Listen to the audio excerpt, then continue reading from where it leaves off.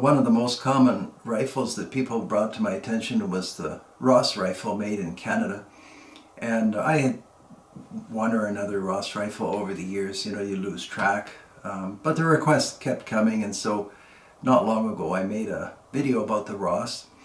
And this video is about Ross rifles as well, but it takes a little bit of a twist. But before I get into the Ross rifle, I wanted to share with you that, you know, I started this channel fairly casually, and I guess I thought I had a few things that maybe would be interesting to some people. But what's happened was entirely unexpected, and I've probably learned as much as I've shared from people writing me with their knowledge and experience, and you know, things that one could never really imagine.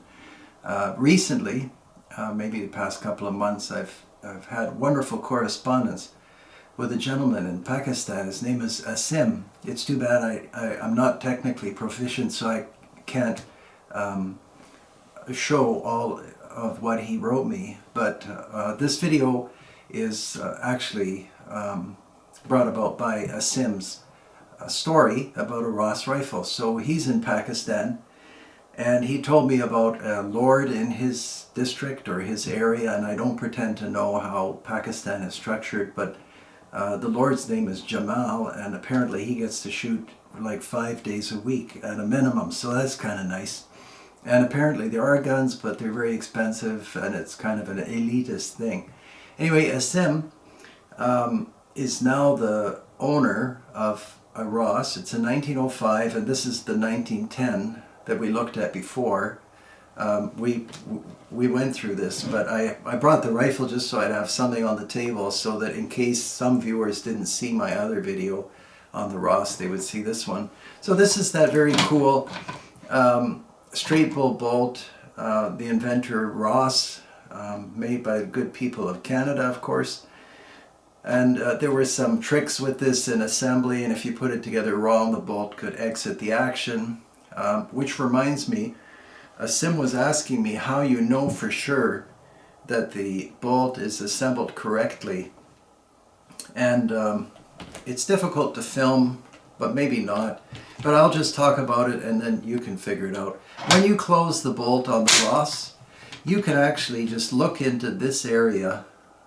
Take a flashlight, you'll see the bolt lugs turning. And when they turn, you know that the bolt is properly locked, and you can fire. And it is true, Asim. There are people that I've seen at the range, and they kind of close their eyes, and they've read that the bolt exits the, you know, flies back and then keeps going. But you have to really go out of your way to assemble the bolt incorrectly. And like I said, just watch this area, watch the bolt close, and when you see the lugs rotate, you know it's locked. So that answers that question, hopefully. The 1905 has only 2 locking lugs. This is the 10 with multiple locking lugs. In any event, let's get back to the reason for the video, and that is the rifle that Asim has. So his grandfather went to the United Kingdom in 1907 to study veterinary science, and left the United Kingdom in the 1920s with his degree, and presumably started his practice in Pakistan. And his grandfather has the 1905 Ross, but what's unique about it is that it's in .35 Winchester, and I had an 1895 in .35 Winchester, the big lever action, and I had a single shot Holland and Holland, which is really unusual, in .35 Winchester. And there's going to be a slideshow after this video, and you can see the pictures that Asim sent me from Pakistan. Too bad you didn't send me a picture of Jamal, Asim, but anyway. And you'll see on the barrel that it's factory mark .35 Winchester. It looks like factory to me. But also on the barrel it says Alex Martin, Glasgow.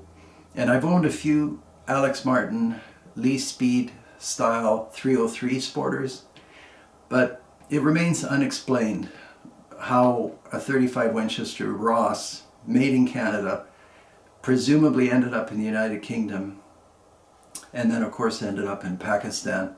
Or maybe it was sold in Pakistan. Anyway, it went from grandfather to father and now to Asim. And Asim has ammunition for it, and he shoots a few rounds every year, but he's always a little bit apprehensive about the bolt coming loose, so hopefully now you can comfortably shoot it and not worry. I've fired these countless times, and I never have any worry. Those stories become bigger than they really are about bolts exiting. I mean, it can happen, and we've seen videos on YouTube showing it happen, but like I said, you have to go out of your way to make that happen.